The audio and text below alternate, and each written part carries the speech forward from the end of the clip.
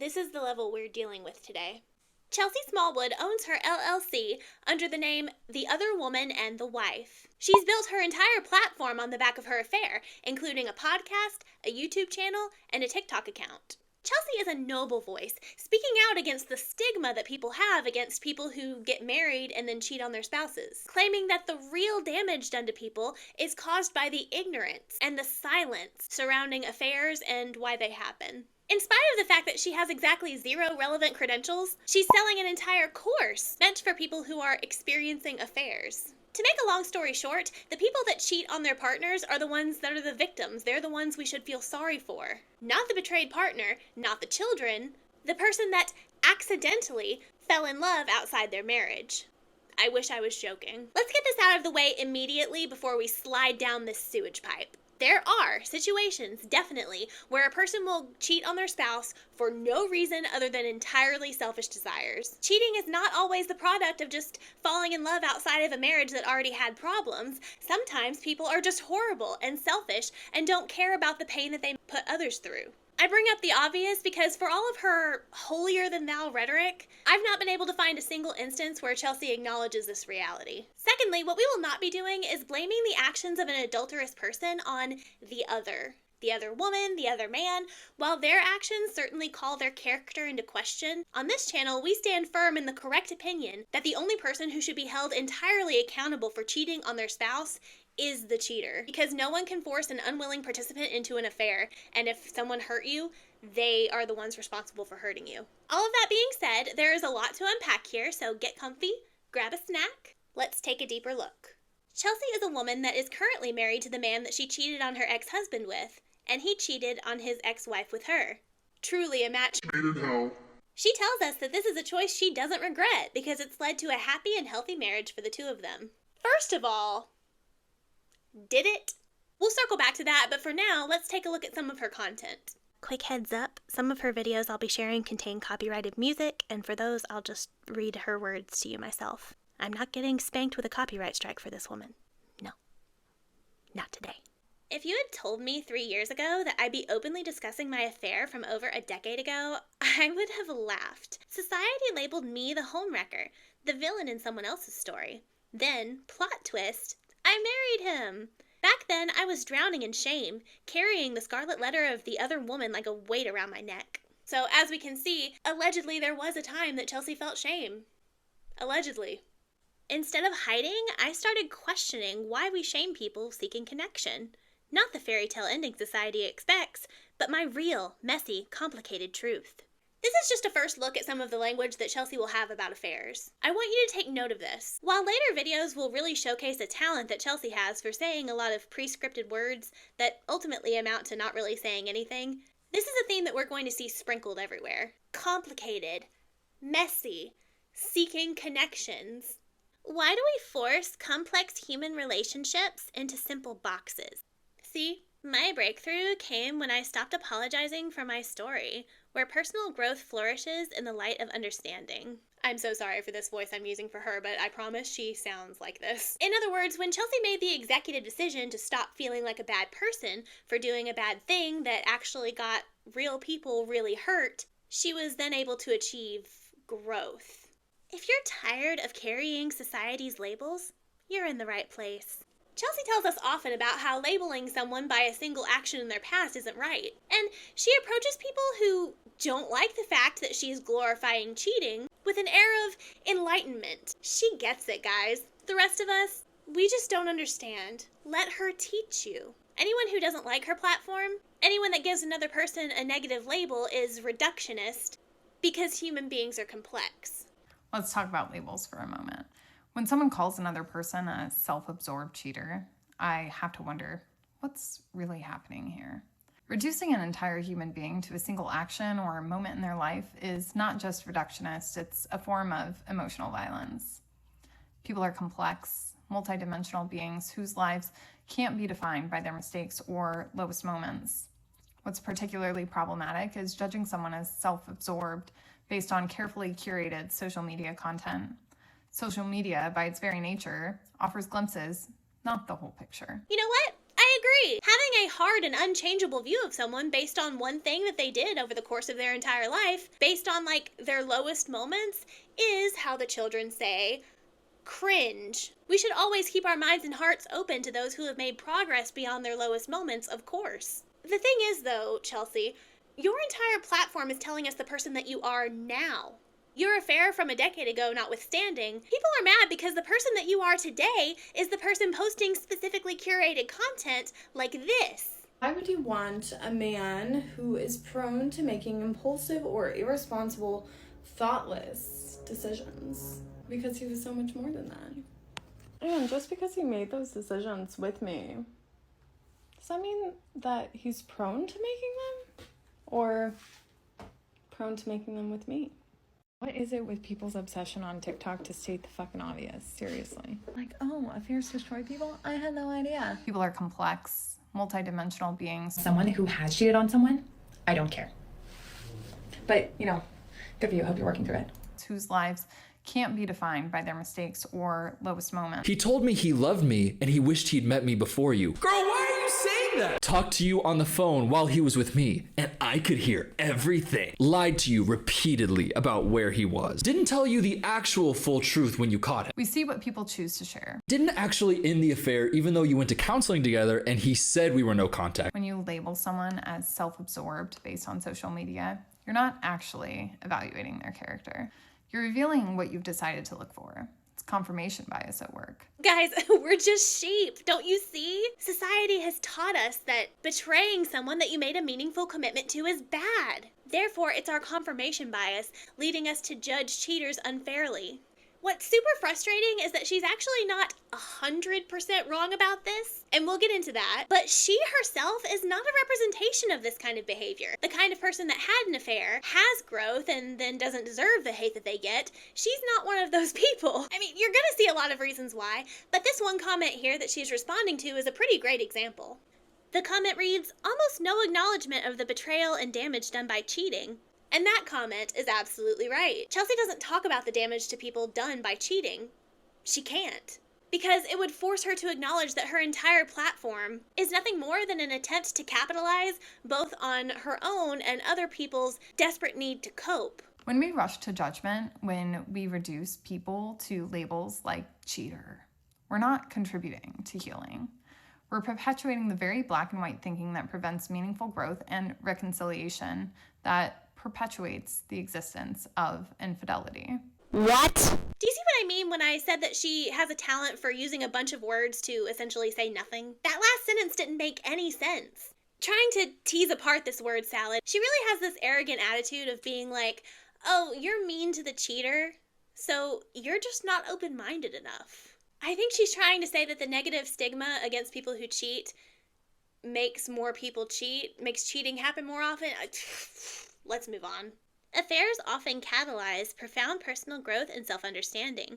These transformative experiences are tied to that specific relationship dynamic and can't simply be recreated with someone else. I mean, it's true that having an affair will probably cause someone to learn about themselves. I'm sure it gives them insight into why they're unhappy in their current relationship, and maybe they actually do start falling for their affair partner. Here's the thing though, and I'll be repeating this, just because you grow through that experience and maybe got yourself out of a potentially harmful relationship doesn't make what you decided to do good and cool, actually. It worked out for the better in very specific cases like that, but it doesn't justify the act of cheating for everyone all of the time. You say you want to understand infidelity, but the moment someone admits to cheating, you jump to judgment and shut them down. You claim to want insight, but when faced with the reality of someone's experience, you recoil in disgust rather than lean in with curiosity. If I speak honestly about my choices, my mistakes, my truth, you demand silence instead of conversation. You say we should destroy the cheater, erase their perspective. But what if, instead of condemning,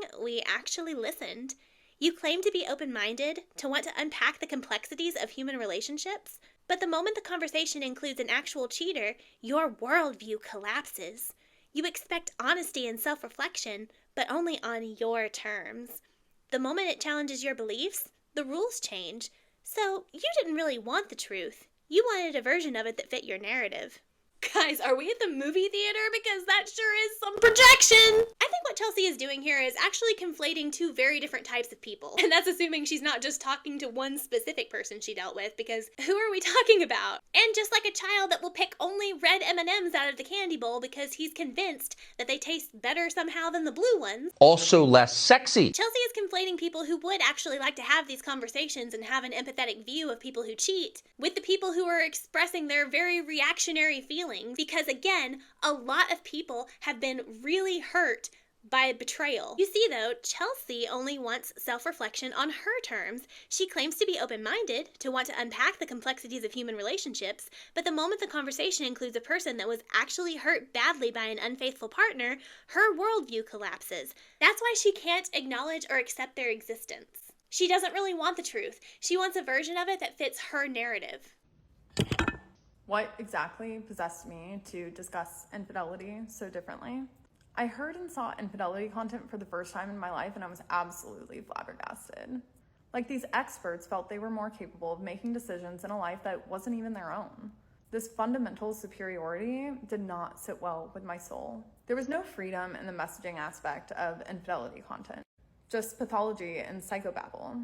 It was covered in guilt, shame, and dehumanization. You really want to combat deception and abuse? You don't do it by reminding people of how bad the impact they're having is. You remind them of how capable they are of a different approach. I found my power by understanding and utilizing my voice. I intend to inspire others to do the same. Some of the pieces are coming together. From this, it sounds like Chelsea either saw a therapist or explored content made by experts, none of whom told her that cheating was a justified thing to do, and she didn't like that. You don't understand. You've not lived my life. She cries, creating TikTok after TikTok and podcast after podcast, where she thinks she's saying something new and profound, but she really just isn't. You really want to combat deception and abuse? You don't do it by reminding people of how bad the impact they're having is. You remind them of how capable they are of a different approach. Yeah, guys, you don't help the cheaters heal by reminding them that they did something bad that had real effects on real people that dared to love them. Oh, what's that? My husband's ex-wife? The one that he betrayed for years and had children with, who likely needs time and compassion to heal from the very wrong thing that was done to her? Come on, she's just an NPC. What about my feelings? What about my husband's feelings? Won't someone please just think of me? Maybe she is your hairdresser or your child's teacher. She is any woman you pass on the street that has vacant eyes or a pained stare. At first glance, you would never know that she doesn't want to go home. He yells and throws things. His behavior makes the kids cry, and he blames her. She's so tired and worn down, she can barely lift her head.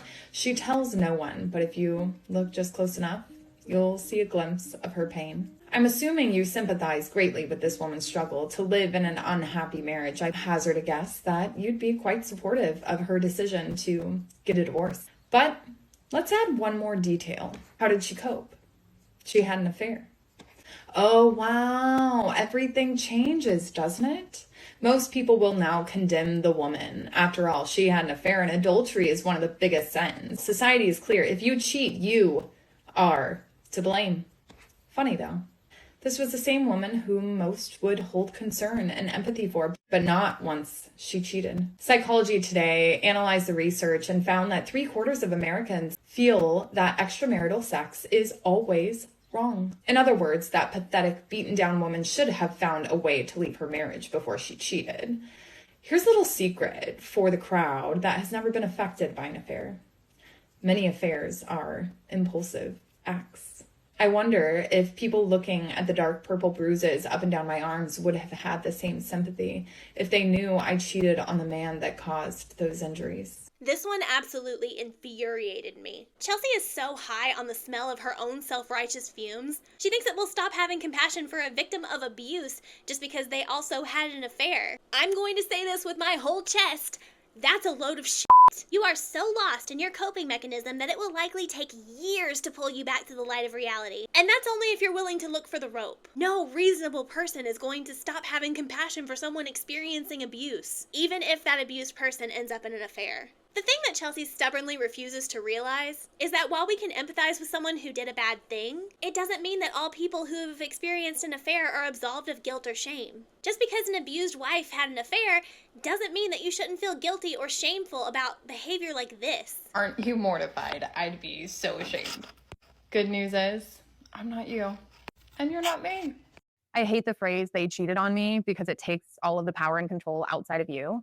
What power or control do people have on whether they get cheated on? And I really like to frame it in the sense of, because it places the autonomy where it belongs, which is they chose to participate in an extramarital affair. No one is taking away the value of your autonomy when they tell you you cheated. They're actually validating how much autonomy you had when you agreed to monogamy with your husband. Cheated on me is inclusive of the betrayed spouse. Well, right, because the betrayed spouse is included in the betrayal. Otherwise, you wouldn't call them the betrayed spouse. I don't agree that the stereotype that people who cheat are inherently bad or immoral or selfish.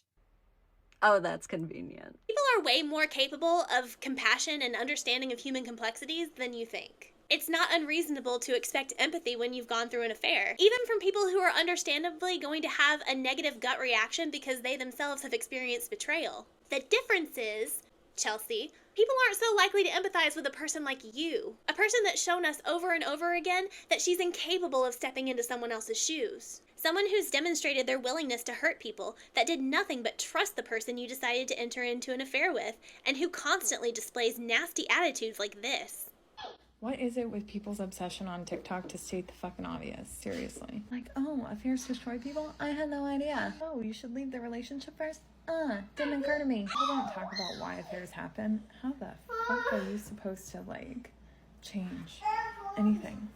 Yeah, talking about it is good to help prevent it from happening to anyone else. But that's not what you're doing. You're just out here trying to find other people who also don't want to feel bad for making bad choices. You're just out here trying to find people who also don't want to feel bad for making bad choices, taking money from them, then spewing big words at them that you think make you sound smarter than you are, so that you can all frolic on the beach together while they stay stuck in a place without any actual growth, and you do the same. Just with your pockets lined with their money. Because see, the thing about growth and self-reflection is that you have to be able to actually admit when you've done something wrong. Gaining insight into yourself is a wonderful thing. Moving past the bad choices and learning how to be happy again without constantly beating yourself up for your past is a good thing. What's not good is acting like your choice that caused a lot of pain to a lot of people, was actually fine because you've decided that you're in a better place now. It wasn't fine. It isn't all about you. Having conversations and ending the silence is great, as long as it's actually a conversation. Conversations can't happen when one person is going la la la la la la because they can't deal with the reality that they've done something awful. Also, I never felt the need to cheat. Never felt the need to cheat. Fell in love with somebody else while married to somebody else.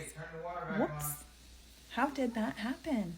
This is another thing that we're going to see more of. Both Chelsea and her husband tend to frame affairs as something that happens suddenly. Like, boo! And you wake up in someone's bed like, oh my God, how did I get here? Some folks are saying, well, that wasn't right. You should have never done that. You should have broken off before it. Look, you don't control these things. You control what happens afterwards. You don't have any control over when these things, affairs, happen. You only have control over what happens after the fact? Hello?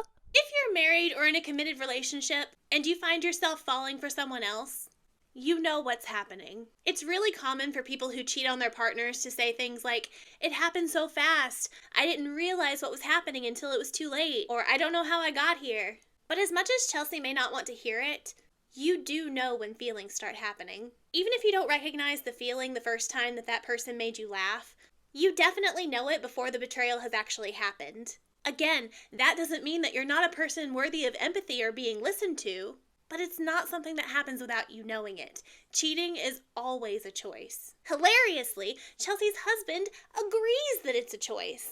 But I'm a grown-ass man. I knew what I was doing. You're able to jump in the freaking sack? You better man up and do what's right. So, going back to that question, Stan, you're almost getting response to that question is very much a who has a right to judge me on pursuing my happiness and whatever path I take. Assumption is that it takes courage to change your mind about the romantic partnership that you're in. And I say this all the time. You and I, we didn't leave others for each other. I think we left past lives. What do you think?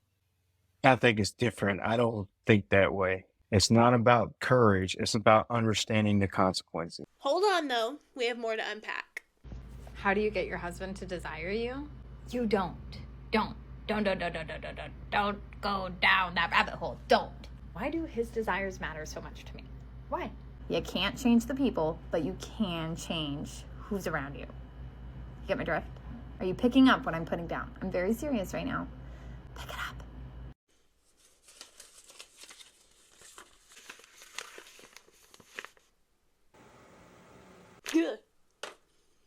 How did my affair go from a love story to a life story?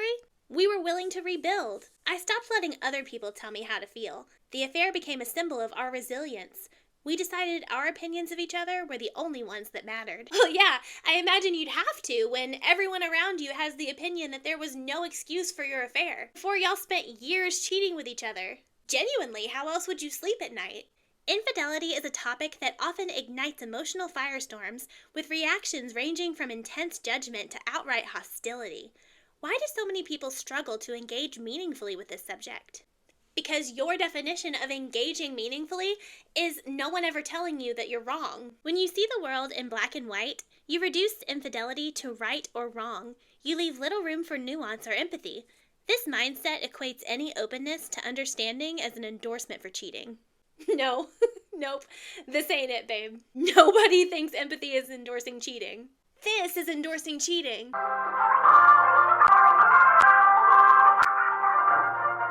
Anger or insecurity are common reactions I see in those with unresolved pain, which they project onto others to avoid confronting discomfort. If you're angry when you see content creators like this endorsing cheating, it's your fault. Why are you projecting that pain onto me? Are you trying to avoid the feelings you felt when the person that you trusted, at your absolute most vulnerable, treated you like someone disposable and worthless? Beta behavior. When someone who was once a part of your life is no longer there, the absence is startling, leaving a void that prompts an endless cycle of self-reflection and questioning, combing through memories and interactions, trying to pinpoint what you might have done wrong, or assuming that somehow you were the cause. However, it's important to recognize that their departure is often rooted in their own personal journey. It reflects their need to seek peace or resolve issues within themselves, which may have nothing to do with you. No, ma'am, it does, actually. Their journey and struggles might be their own, but they made a commitment to someone else. Needing to have their own journey of self-discovery doesn't automatically absolve them of their responsibility to that person. Once you've married someone, if your journey is leading you to someone else, you need to end the marriage. Their journey is their own, and while it intersected with yours for a time, its course is determined by their own needs and desires. Their own needs and desires for someone else while they're still married? Coward! Just break up with your partner. Your peace comes from accepting that you will never fully understand their reasons, and that's okay. We don't need to understand their reasons. We need them to be adults and end relationships before starting new ones. Am I having a stroke? Yeah, if someone hurt you, it can bring you peace to accept that you may not ever understand their reasons why. But the way this is framed is basically Chelsea being like, listen, someone betrayed you and you don't need to worry about why. You don't need to call them out on their terrible actions. You just need to move on peacefully. Being upset is very immature of you. Try to have an open and understanding mind about the fact that this person you trusted knowingly and willingly hurt you in one of the worst ways that you can possibly hurt another human being. That's just part of their journey. Did you just call me odd? Why, thank you. And growth is something to be celebrated. So, you're welcome. Total, I know you are, but what am I energy? Oh my god. Understanding complex behaviors requires emotional resilience and a tolerance for ambiguity that many find difficult to develop. Once you guys are truly enlightened like me, you'll stop beating your club into the dirt. And you'll see that there's a lot of ambiguity around making a choice to hurt someone that trusts you. You cavemen. I know it's hard, but trust me, I know what I'm talking about. I've never once shown a crumb of empathy for my ex-husband or the woman that my current husband betrayed. I'm a very well-developed and mature human. Ashley Madison docuseries on Netflix is a powerful reminder. Behind every scandal are human beings struggling with profound pain. One of the most gut-wrenching tales is that of a pastor from Mississippi. Just 6 days after his name appeared in the leak, he ended his own life. When someone is exposed in such a public and stigmatizing way, the shame can be unbearable. For the wayward spouse and the affair partner, this public exposure often coincides with the end of their relationship, amplifying their grief and emotional turmoil. Let's move forward with compassion and understanding, ensuring that those affected by infidelity are met with support, not shame. Together, we can help prevent hidden consequences of infidelity exposure. So the documentary and leak exposed the private lives of millions, including this pastor from Mississippi who killed himself because he couldn't handle the humiliation. While it is tragic that this man ended his own life, her language here is really concerning and weird. She places all of the blame for this on the fact that his choices were made public, and she says that bringing actions like this to the public often coincides with the end of their relationship, which, yeah, I would hope so. When I recorded this, I thought that she was talking about the married couple, their relationship coming to an end. Turns out I was wrong. She's talking about the two people involved in the affair. Their relationship ended because of the exposure, so whoops, I guess. But that's why I said, yeah, I hope so.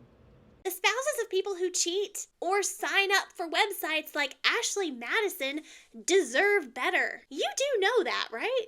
While we can certainly call out documentaries for whether or not they handle delicate subject matter appropriately, you can't seriously be acting as if people signing up for cheating websites are the victim here. This is a website that you don't even go to without the explicit intent to cheat. Be serious. Together, we can help prevent hidden consequences of infidelity exposure. Yes, together we can certainly make sure that we're not being adulterers. Here's the thing. If you're still living, your life isn't over. So how do you really know he's the love of your life?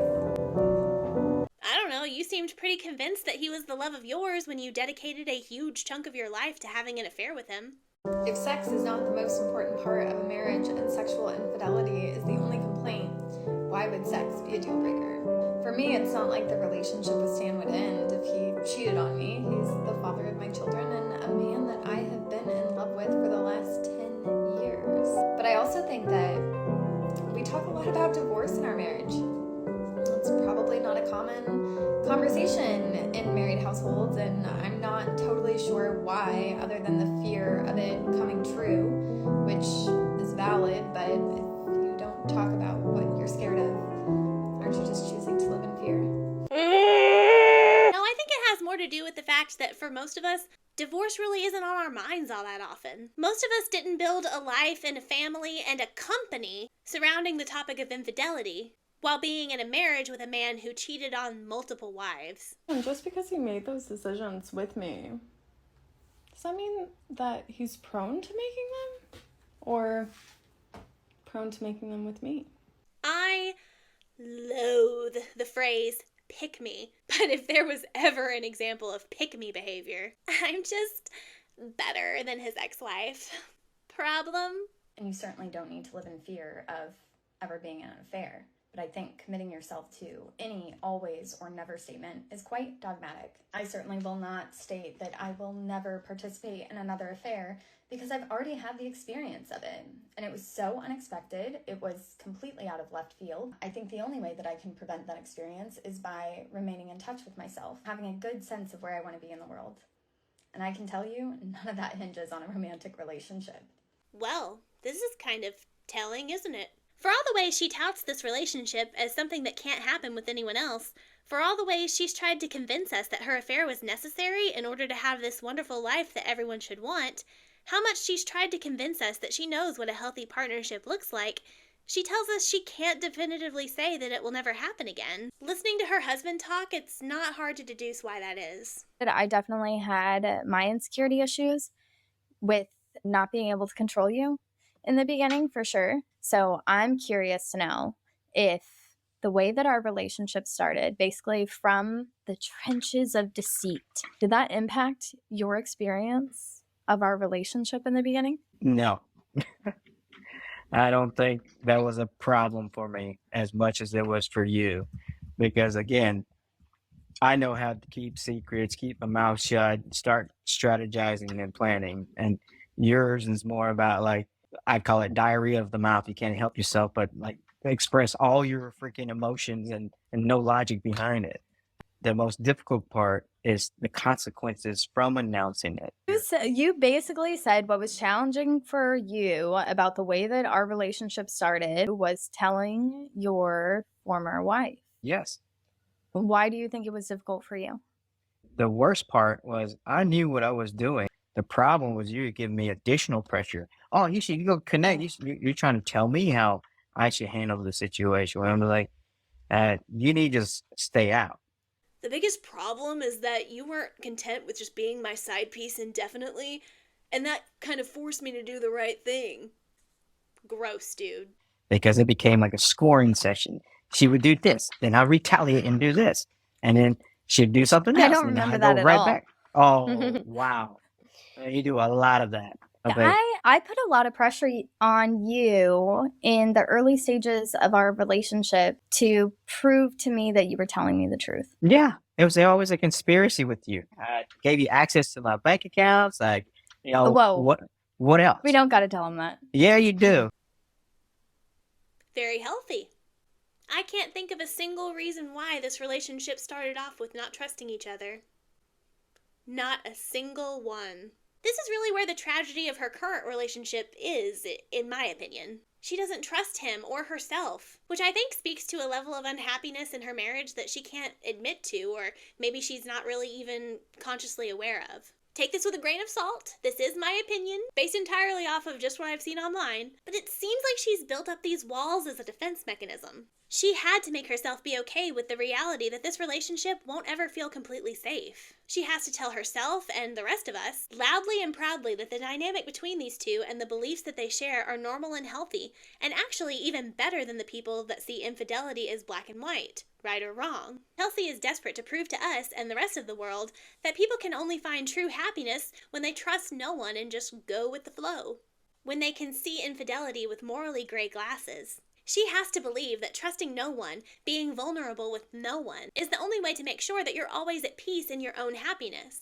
This way, she doesn't have to question herself. Is my life good? Am I really happy with myself? Am I okay being in a marriage with a man I can never completely trust? Am I okay with this type of relationship being the foundational example for my children? Yes, my life is fantastic because I've reached real enlightenment. I did that by deciding that I don't care about anyone but me. It's not selfishness, it's true happiness. My life choices are justified. I have to believe that. God, I have to. If you treat me wrong, you will feel my nukes. I promise you that.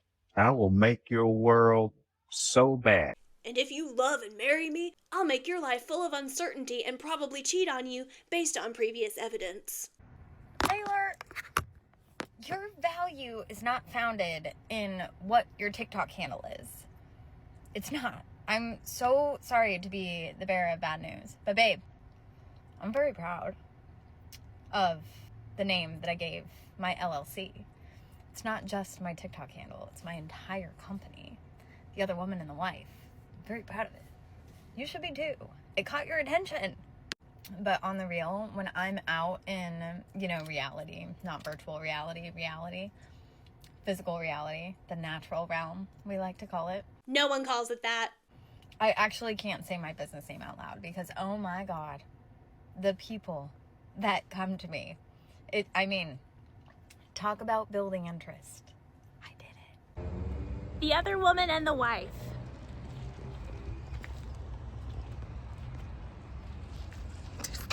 Also, I really hope you're not placing much emphasis in your TikTok handle because TikTok could go away at any point in time. Will you be okay? I sure hope you will be. I'll be hoping for you, Taylor.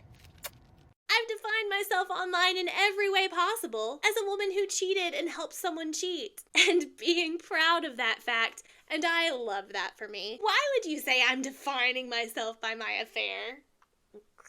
You should also be proud of this thing I did because it caught your attention. Bitch, what? Also, I really hope you're not placing much emphasis in your TikTok handle because TikTok could go away at any point in time. Will you be okay? Fucking Got 'em! How will Taylor, with neither brand nor company reliant entirely on internet access, ever recover? Ugh.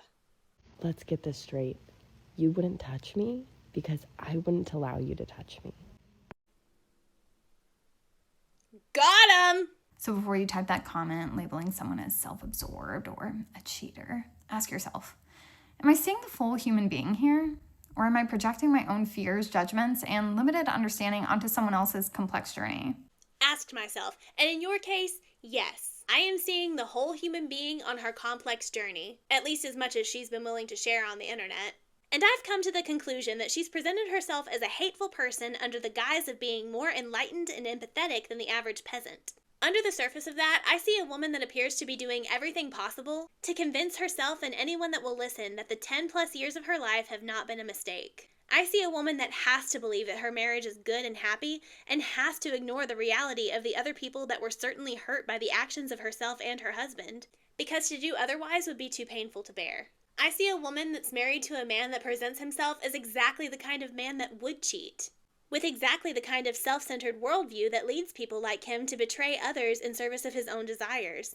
And, in my most charitable interpretation, I see a woman that's probably been manipulated for the better part of more than a decade to force herself to be okay with that. In my most charitable interpretation, she knows in her heart that while she'd rather be with someone she could trust completely with her heart, she's convinced herself that that isn't a realistic expectation, that human beings are too complex to realistically expect that of each other. I'm going to be extremely vulnerable with you right now and tell you that I find that to be devastatingly relatable.